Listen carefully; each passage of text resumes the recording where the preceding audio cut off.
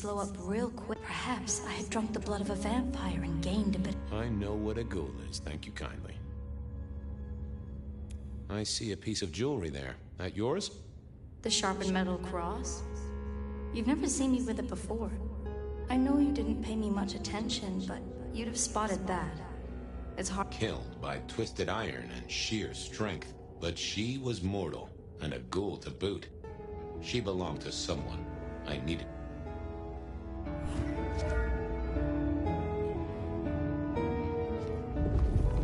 Well, she was dead. The missing head gave it away. A cross and a fancy one, made of metal. Interesting. This felt somehow like deja vu, but I knew I hadn't seen it before. I needed to know more about her, but Marla had said all she was going to say.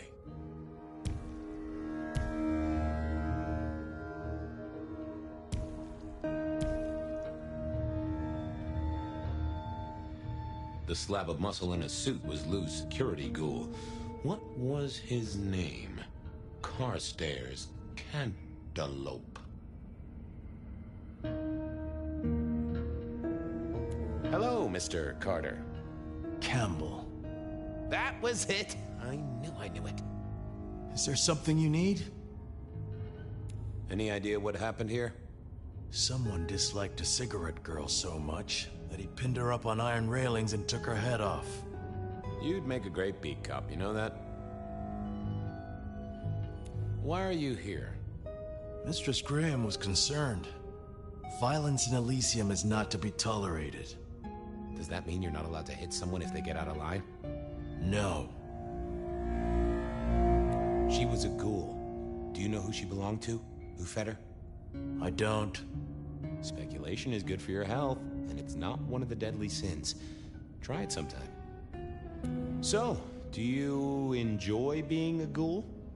I do. Well, bully for you then. Are you the killer? I'll put that down as a maybe. Have a good night. A single cigarette. Had Marla been waiting for someone? Had our killer needed rope to get Marla up onto the rebar? Seemed unlikely. Why put your savings in a bank when you could put it in liquid gold? A fine array of vintages. Entirely illegal. No problem for the rich or the criminal, of course, and Mr. Fletcher was both. Construction rebar rammed into the floor. That took time and strength. The hammer wasn't covered in blood, which was a shame. Otherwise, it would have been a classic clue.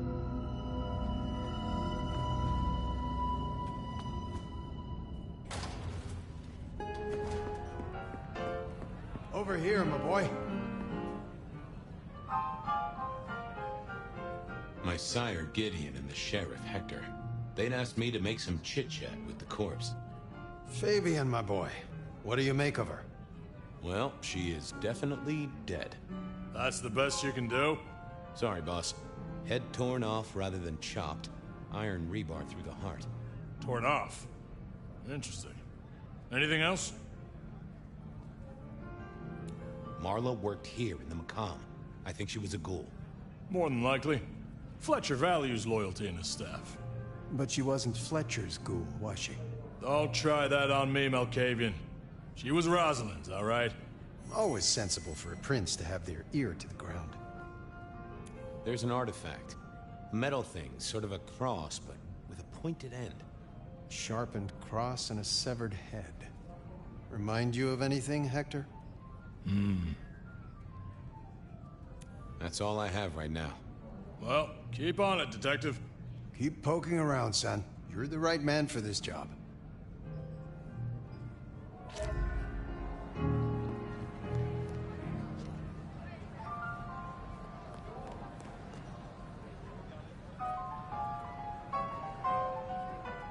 Your first time at the Macomb, and it's a doozy. What do you make of our little tableau out back? I was thinking of redecorating, but blood red is a little unsubtle. What can you tell me about Marla? She worked for you, right? The girl did have employment here, selling cigarettes. And before you ask, I don't know why a tray around your neck would get said neck sliced in two. She didn't strike me as clever or deep in a diabolical scheme. She was Rosalind's ghoul. She is definitely connected to Kindred. Oh, she worked for one of the princes. Yes, that sounds like a reason.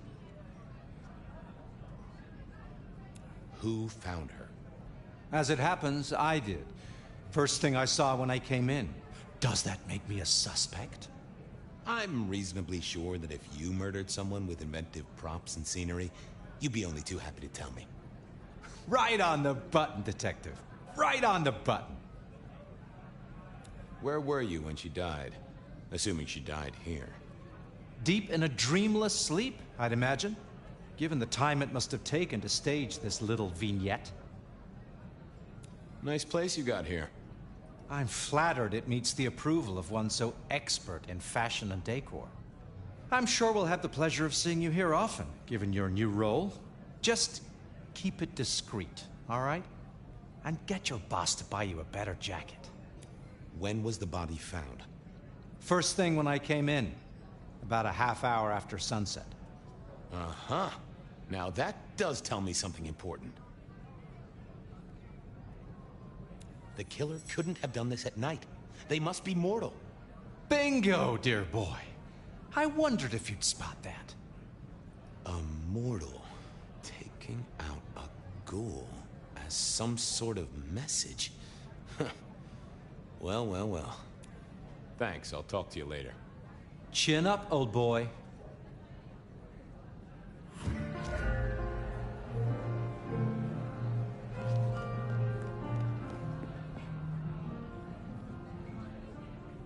Found something? The kill happened during the day. This wasn't Kindred. A cross, a torn-off head, and a mortal killer. What do you think, Sheriff? Hunter? It seems so.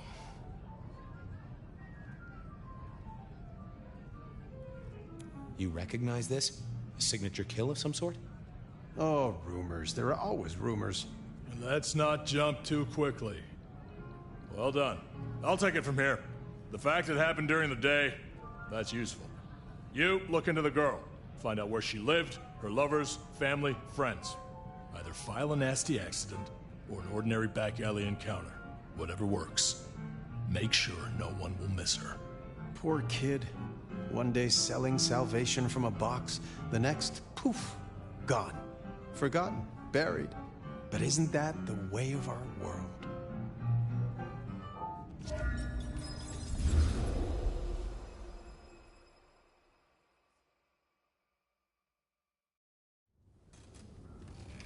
What was that? Oh, you saw it too, huh? Well, look, I'm sorry to disturb your sleep. I guess it was a dream? But, no, those were memories. I mean, things that I'd forgotten or maybe misunderstood at the time. Something must have dislodged them. Gideon, my sire, and Hector, my old boss. Both are long gone. We have a place to be. To meet the prince. That's right. The Macomb Bar. The place we just dreamed, actually. Maybe that's why it was on my mind. Ah, we should get to the prince. That night is here for you. Before you open yourself up to me, Seattle, I do have some tragic news. J.J. Campbell, head of .Geo Futures, has unexpectedly passed away. JJ was a noted entrepreneur who did a lot of good for the city, or so I hear. Rest in peace, Mr. Campbell. Seattle will miss you. First caller, what's on your mind tonight? Well, Beth, I wanted to give you a quick update on a few things I've been up to since last I spoke to you. You may have seen the pictures I posted on my Tinder profile of a few of the new models I've been working with. Models, huh? Remind me, caller. Are you an agent of some kind? Well, you can call me a connoisseur of models. Model airplanes, that is. Oh, I see. Yeah, largest collection in North America. At least, that's what I put in my profile. But, I mean, no one's going to check, right? Certainly not me. Next caller, what do you do for a living that you're up at this late hour? Good question, Ben. I've been listening to you for a while now, and I can offer you some tips. Well, I suppose it depends on what kind of tip you're talking about. Well, that depends on what you want. But what your show needs is a different perspective. People listen to you for the sexy voice, but I can offer some real ideas. Why would you say that, caller? Can I blow your mind right now? Oh, I encourage it. You need an alpha male at your side to bring in that masculine perspective. You know, you could debate each other, talk about how modern society has villainized men and hookup culture, and traditional... Amazing idea, caller. I'll be sure to take it under very, very serious consideration. Wait. You should totally come to my live stream debate show and we can talk. Well then, if any one of you wanted to call in and ask me what I'm wearing, or if I'm wearing anything at all, you'll have to wait until after this commercial break. Does your boyfriend snore at night? Does your boyfriend stink? Does your boyfriend listen to too many podcasts? Do they make him feel smart? Does he repeat every dumb-ass thing he heard online like it's the truth? Then dump him and buy a freaking pillow. It has everything you want. It's cuddly, it has a sexy man on it, and it will never talk to you. Get yours now! Warning, Freakin' Pillow is not responsible for any jealousy experienced by real-life partners. If you find yourself developing feelings for your pillow, please consult your physician and or nearest adult toy store for applicable attachments. Welcome back. I know you've been fantasizing about me, but just in case you're only now tuning in, I'm the Bed of Night, everyone's favorite lady of the evening. What have you been up to tonight, caller? It's so fine, yet so terrible to stand in front of a blank canvas. Is this your way of asking me to pose nude for a painting, caller? What I'm saying is, I don't know how to paint you yet, Beth. I want to know what colors to use. How many strokes of the brush? Is your skin pale? Are your cheeks blushed? I can be whatever you want, caller. How many strokes does it normally take for your paintings to achieve completion? I suppose, Beth, we'll find out soon.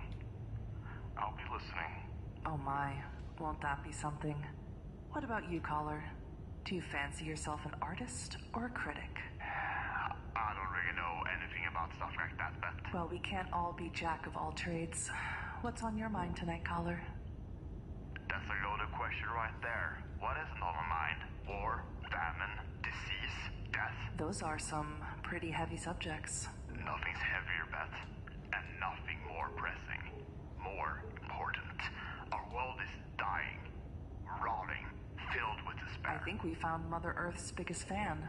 Would you consider yourself a climate justice warrior? Oh, I'm a warrior, alright? And it's people like you that make it so damn easy to get angry. Your flippant attitude to the crisis all around you. The apathy you label as normal. Hold on there, caller. I didn't mean any offense to your cause. Just being playful, that's all. Doesn't really matter what you meant, does it, Beth? For you, life will simply go on after a hang-up. The entertainment will proceed. You'll check the weather on your phone and simply ignore how strange it is for the season. Then you shop online, maybe check in on your favorite multi-million-dollar sports team, your favorite influencer is promoting a new product. Buy it now. Not enough money? Have a loan in seconds with your phantom credit. Foul. All of it. Enjoy while I await the hours until the end. Well, my lovely listeners, it's that time of the night where we must part ways. But don't worry, I'll be right back in your ears before you know it. This has been Bed of Night, reminding you that secrets have a way of getting out. So why not give me a call? Good night, Seattle. Don't let all that snow get in your coffee.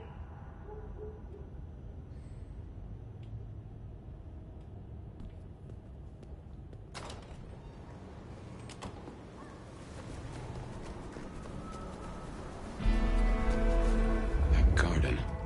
Strange voice. Entirely alien, yet I do know it, I think. You heard it. I did. It is not one of your memories? No. Folks in my bloodline are prone to dreams and nightmares, but That was like a vision.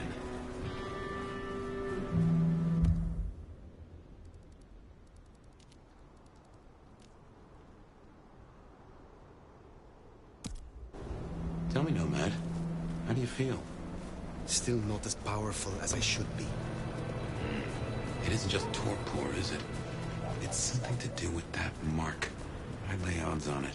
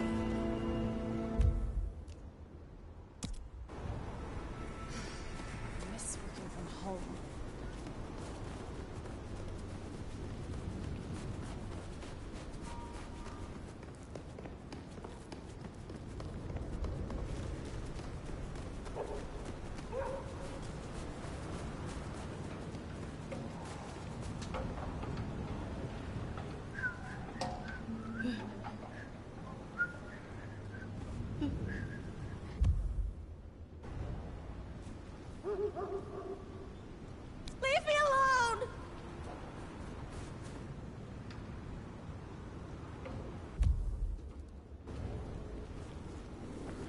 They're trying to kill me!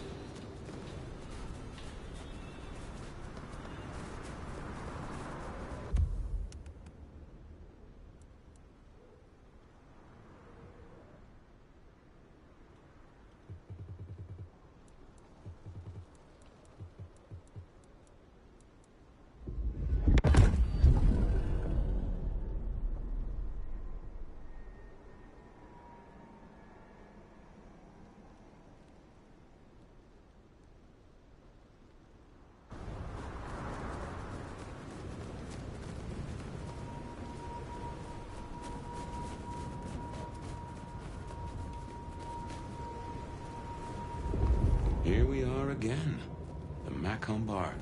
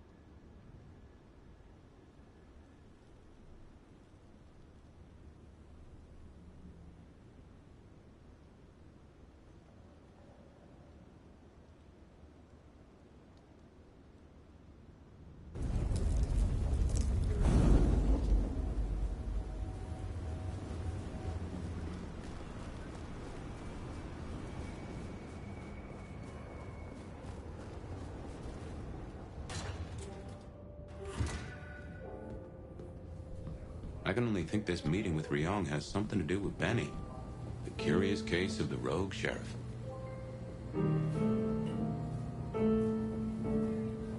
The prince, over there. Nomad, thank you for coming.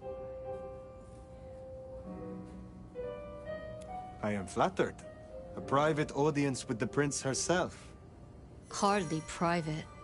I'd like to take you up on your offer. As you heard, the sheriff has abandoned his duties and thinks he's our new scourge. Apparently, destroying Thin Bloods is a better use of his time.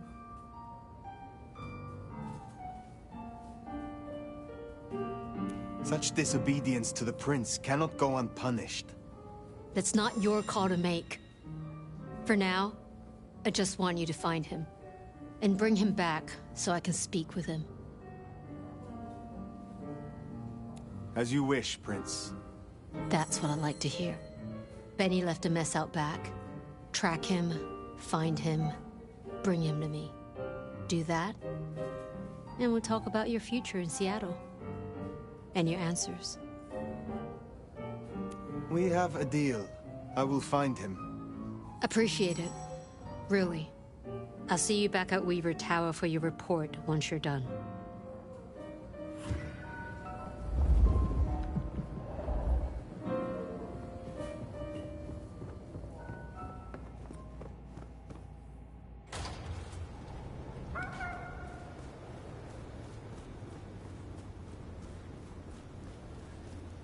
The sheriff has been busy. From what the prince said, this isn't the first, and I know it won't be the last. I believe we have a trail to follow.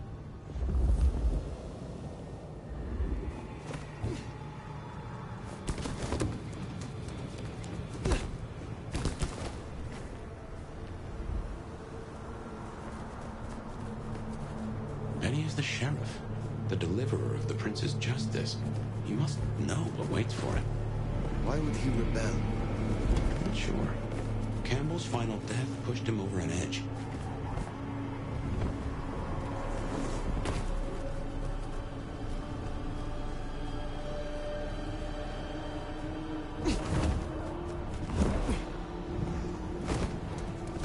A kindred who can fly. I will never get used to that. I cannot fly. I can only glide. Hey, are your feet on the ground? Orville and Wilbur would be impressed, at least. I wonder if being bit means you don't get cold.